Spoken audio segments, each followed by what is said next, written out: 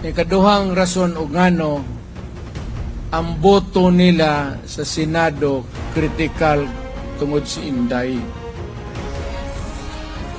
Ilang ang gustong tangtangon si Inday, pamuliti ka ba? Kay pagkahuman god ni Marcos, ug manaog siya, ug di siya magdiktador, may naagi ikapuli. Wala sila ikapuli o ang kontra nila si Inday. Why pildi si Inday? Ug mo daw. So, karon pa lang gusto nilang piangan. Mo nang samo ko. So, kinahanglan perhaps ay si Inday pag-abot sa Senado kay mo umanay mo ang Senado mo oy judge ang House of Representatives, mga representante, muna sila'y prosecutor. Sila'y mo da sa demanda. Ang mga senador mo'y maminaw o muhatag sa ilang silot o verdict. So kinahanglan ni Inday, manaog na silang tanan para masiguro nga dili siya pag-abot sa Senado maalkanse.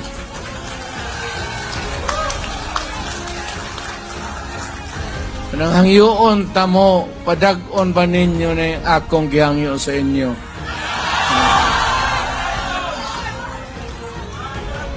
Okay, mawad-an taog. Wala may problema ng manaog ka, pero alisdan siguro nila boto dyan.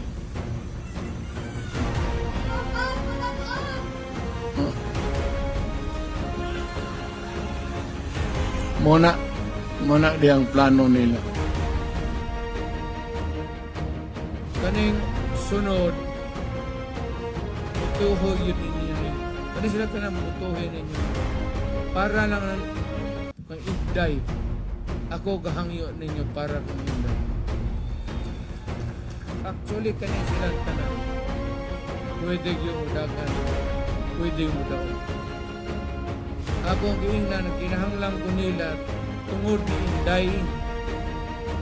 Manaog sila, kung mudaog ni silang tanan, safety na sila. Di na ma-impeach. Sa butuhan pa lang, lamang naman ng Senado.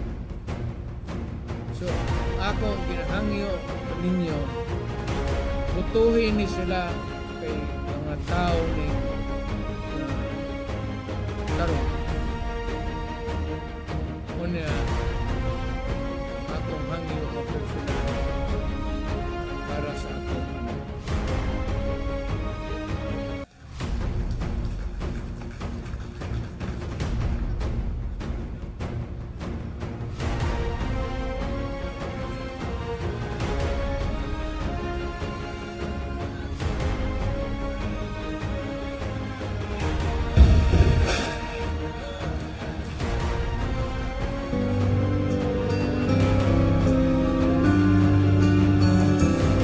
Ang bulong ay kumalat na, isa ang nais nila, isigaw ang nadarama. Pilipinas muling magsama-sama. Pilipinas, Duterte pa rin ang tunay na nagmamahal sa atin. Laban niya ay laban natin. Pilipinas, Duterte pa rin.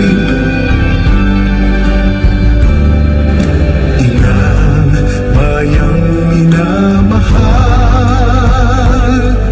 lagi kang ipagdarasal na muli kitang makita. Pilipinas, bang may pag-asa pa.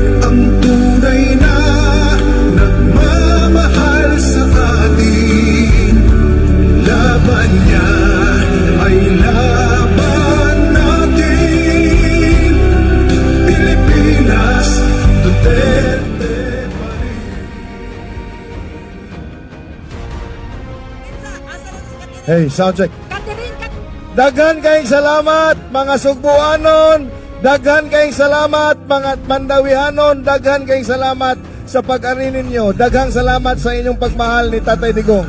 Salamat kayo. Isa